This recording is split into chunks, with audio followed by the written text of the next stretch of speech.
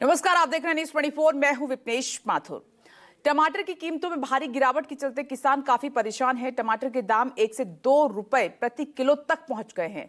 इतनी कम कीमत पर किसानों को फसल की लागत भी नहीं मिल पा रही है। किसान खड़ी फसल पर ट्रैक्टर चलाने को मजबूर हो रहे हैं।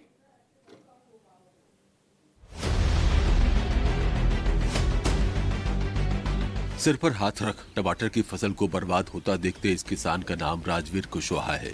यूपी के इटावा के गांव नागला हरलाल के रहने वाले राजवीर ने अपनी 6.5 बीघा जमीन पर लगी टमाटर की फसल को ट्रैक्टर चलवा दिया है।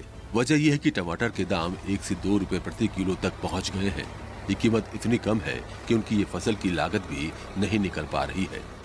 20 रुपया क्रेट, 30 रुपया, 40 रुपया क्रेट का मतलब रहो। लागत नहीं निकल रही पूरी किसान की। लागत कम से कम मान लो 40-45 हजार के बीच में। राजवीर की तरह दूसरे किसान भी टमाटर को खेत में जुतवा रहे हैं।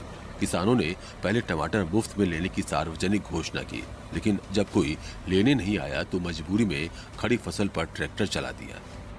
किसान इंद्रेश बाबू शाकी ने भी टमाटर की फसल पर ट्रैक्टर चलवा दिया है।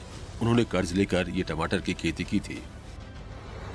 इससे पहले इसी साल फूलगोभी की फसल के साथ भी ऐसा ही हुआ था। कम दामों के कारण सैकड़ों किसानों को फूलगोभी की फसल भी खेत में ही जोतनी पड़ी थी।